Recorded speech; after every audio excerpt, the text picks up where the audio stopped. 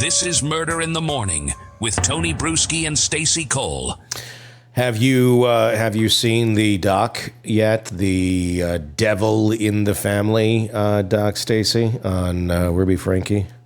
Don't hate me. I had Hulu on, and I think I was just finished up Schitt's Creek for like the 19th time. Mm-hmm. And I saw it pop up, and I'm like, all right, I'm gonna hit play. And I started watching it, and I went, okay, I'm out. I'm out. Yeah. I'm sorry.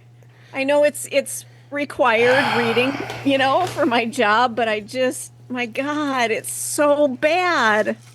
It's cringy.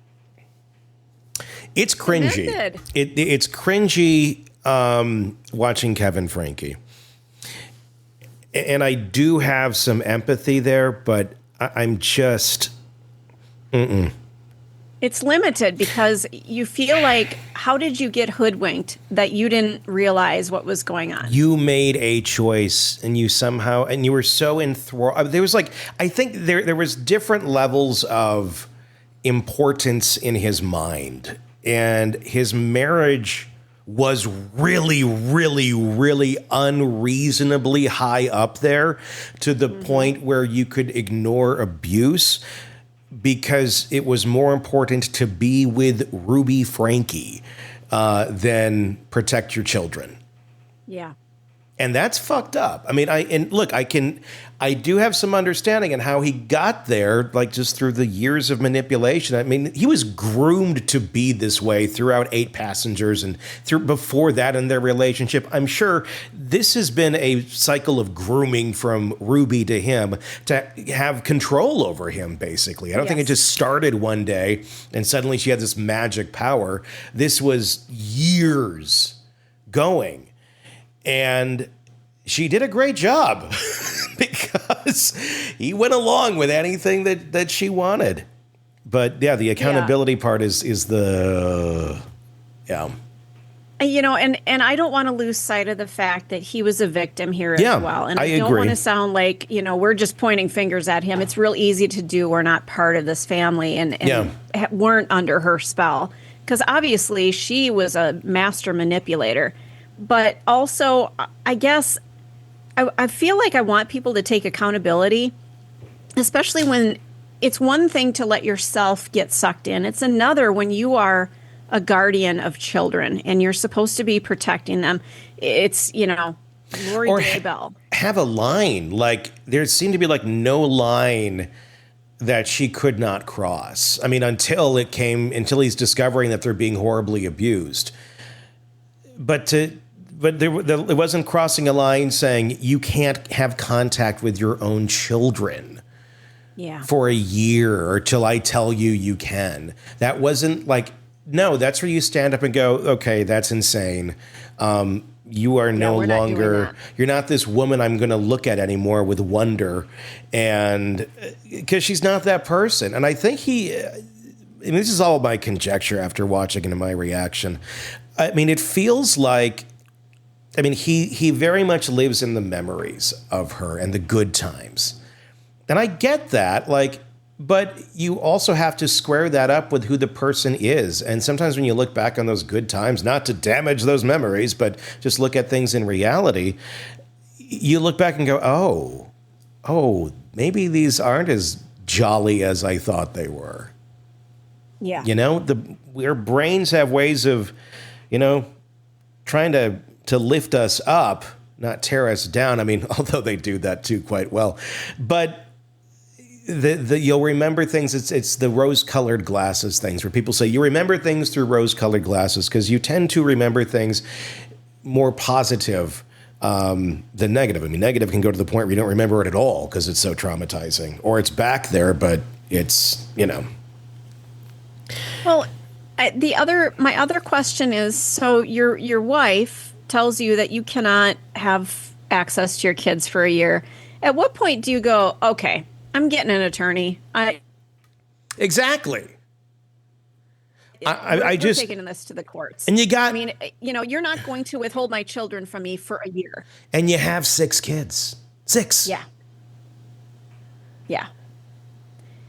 So again, I'm not blaming, but I want to know why this was a thing that he allowed it. Was he so fed up that he just needed to? And he talks about that in the doc. I mean, I'm just paraphrasing, but he said something to the effect of, if he dwells on that question, it just eats him up inside, and Understood. And he can't do that. And I get that. At some point you got to go, I fucked up, and all I can do is go forward and realize that was a horrible, horrible choice. But to dwell on it every single day of your life, then you can't heal, and you can't then be a person that your kids probably need you to be. So I get it. It's like the public will judge, and the public, the first time they hear it, you're outraged. Yeah, he's already gone through that like a long time ago. Just because it's the first time you're hearing about it, doesn't make it, different. So, I mean, I don't know. I do have some empathy, but I still think that guy needs a lot of healing and a lot of a reality check, especially in relation to magical thinking and things of that nature. Before Ruby Franke, the infamous YouTube mom behind 8 Passengers channel, pled guilty to child abuse charges. Authorities uncovered something chilling, a handwritten journal detailing the suffering she inflicted on her own children. In it, she described acts of cruelty with a detachment that made even seasoned investigators take a step back and go, what is this? It's revealed in that new documentary on Hulu called The Devil in the Family, The Fall of Ruby Franke. A police investigator reads from the journal, bringing Franke's own words out into the open. One entry is particularly disturbing. Sleep outside, shaved her head, doused her with water over his nose and mouth. That's called waterboarding. Waterboarding. Head in the toilet, needs to be painful. Blood on his face, scream and scream. Again, why are you documenting this? Why are you, it's one thing to be this person who would do this to a child. I don't get that part. Another to document it. You're putting it in it's proof, it's evidence. What are you doing? Well, you're going to look back. Well, what was the recipe that night? Let's see here. We did the waterboarding, the head in the toilet. Oh, that was a nice touch. We'll do surf and turf. It's like, what? Yeah. Could you imagine? Could you imagine if you got access to your mom's old diaries from your own childhood and you start reading entries like that and you have no memory of it, but you're like, what the fuck is she talking about? Mm-hmm. Yeah, it would explain an awful lot for this family. But again, we're crossing into a line. People who do things and either use an Excel spreadsheet or a Google Doc, to plan out their mayhem. Yeah. And Rex Huerman, I'm talking to you, buddy. That's a weird thing to do. Like for me, I keep a notepad. Yeah. Basically, it's like a scientific journal thing that I used to use in chemistry. I just buy them when they're on sale, back to school for like 50 cents. And I write down everything that I need to do. But I don't have in there, need to kick my cat across the room. That's not, what? Well, it's a journal. So you're recalling past events. You're not planning it necessarily. So it's not like an instruction, like, got to kick the cat across the room. It's more of I kicked the cat across the room.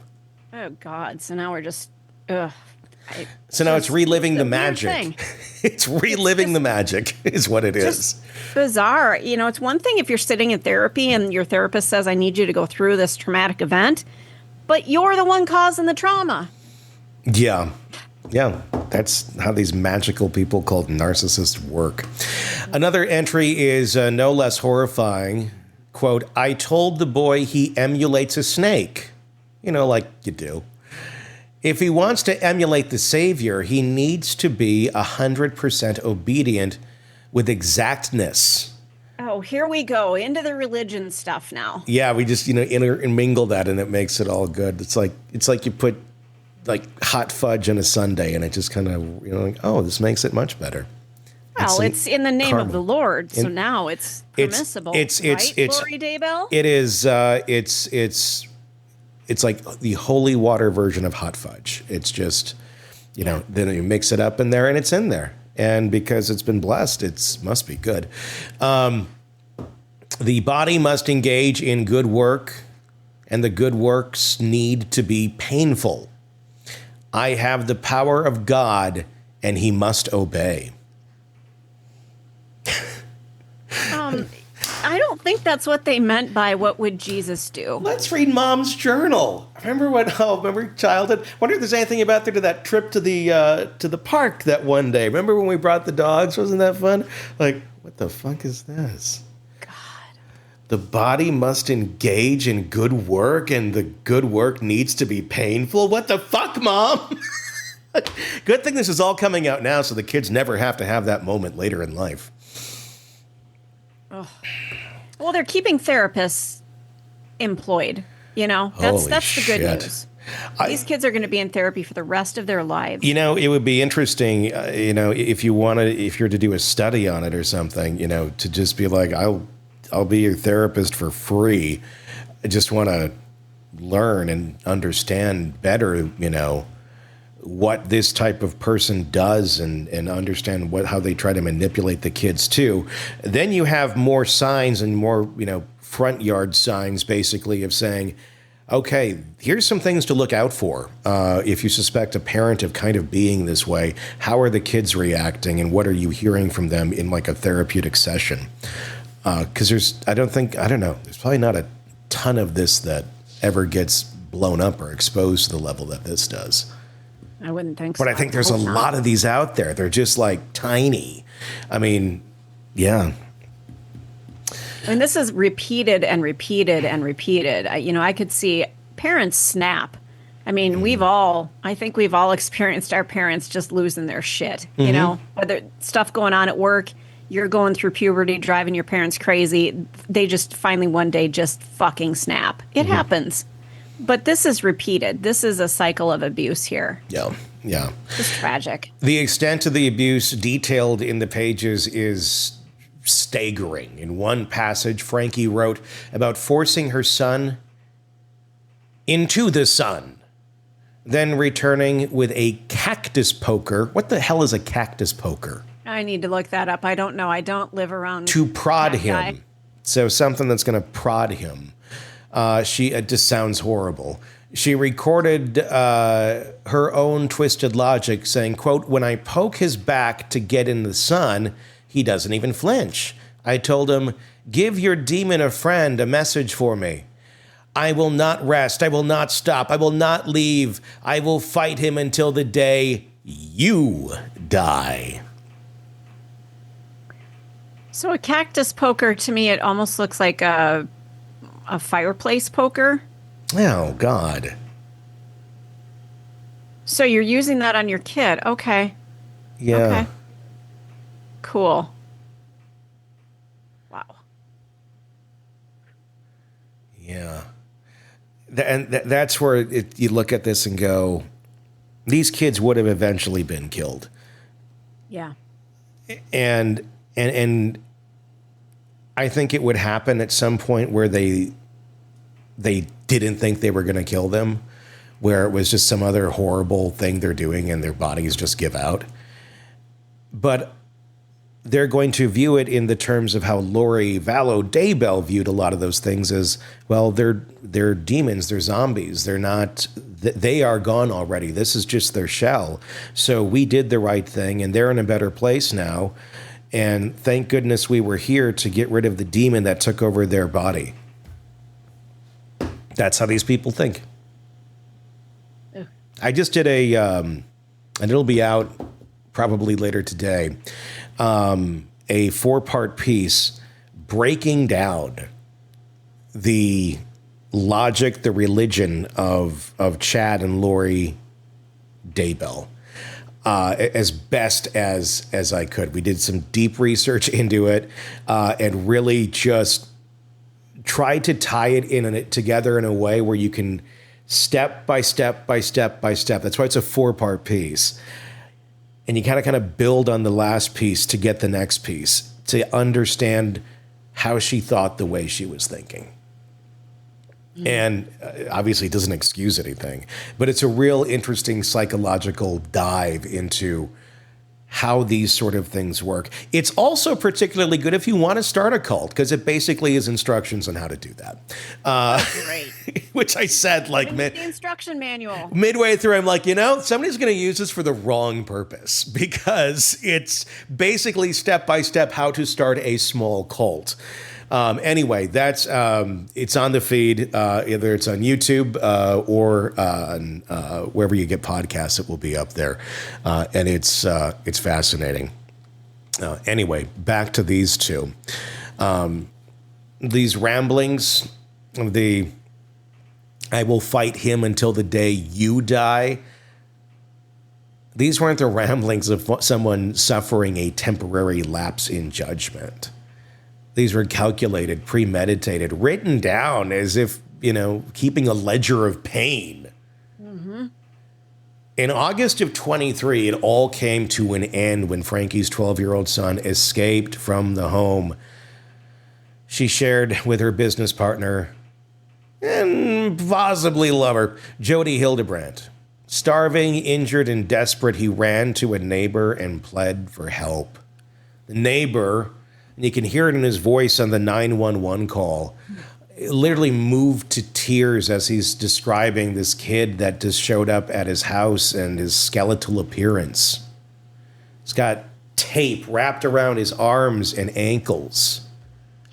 Soon after the 911 call, authorities discovered his 9-year-old sister inside Hildebrandt's home in an equally horrific condition. Locked in a dark closet, not speaking, and restrained. Franke and her husband, Kevin, had gained a massive following through 8 Passengers, where their brand of strict authoritarian parenting was often defended as tough love. Their content, which amassed over 2 million subscribers, frequently walked the fine line between discipline and outright cruelty. YouTube ultimately shut down the channel after Franke's arrest. Kevin Franke was not charged in connection with the abuse. Jody Hildebrandt, Franke's business partner and former therapist, only made things worse. The founder of the so-called Connections program, a religious-based self-help movement, Hildebrandt encouraged extreme parenting methods, basically preying on the vulnerabilities within the Mormon community. According to a therapist featured in the docuseries, Hildebrandt was excellent at exploiting Mormon anxiety. Her influence, combined with Franke's already dangerous beliefs, created a toxic and violent environment for the kids that were trapped in their care. Franke and Hildebrandt have pled guilty to 4 counts of aggravated child abuse. Their sentences, ranging from 4 to 30 years, will be decided by the Utah Board of Pardons and Parole. After the sentencing, Franke broke down in tears, addressing her own children, saying, "I will never stop crying for hurting your tender souls," she said. But the damage was already done. Devil in the Family is the doc, The Fall of Ruby Franke. That is on Hulu right now, if you want to do a deep dive into that. It was done well, and it was very interesting to see the perspective of the family. I'll try to get through it. I was telling the audience, I've given up on you. It's probably smart. You see it. I don't know. We've already done the bit, so. Yeah, right. No, it's insane. It was really insane. And again, it does. I thought they presented Kevin well, and I think Kevin is trying to make some sort of atonement for this as he realizes the damage that was done.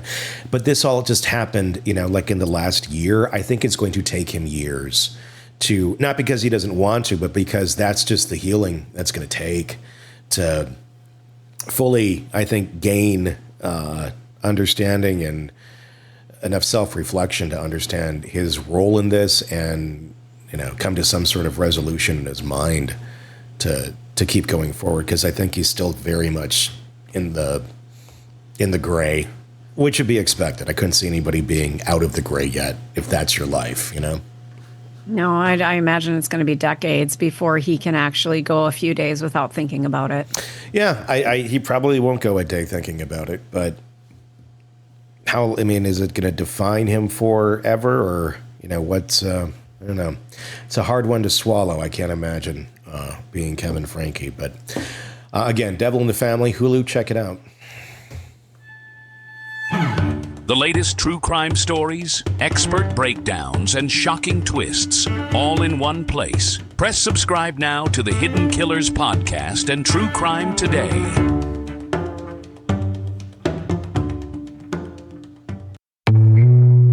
He was charming, handsome, a devoted husband, a doting father. When his wife died tragically in a freak accident, everyone pitied him.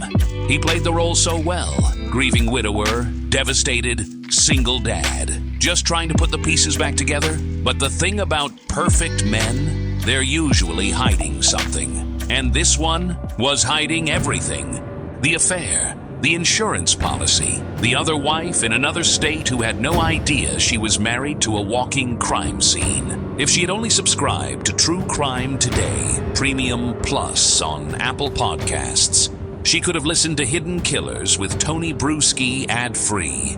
And before everyone else, she could have seen through the lies. She could have gotten out while she still had the chance. Instead, she's just another case we'll be covering next week. Don't be her. Subscribe now to True Crime Today Premium Plus on Apple Podcasts.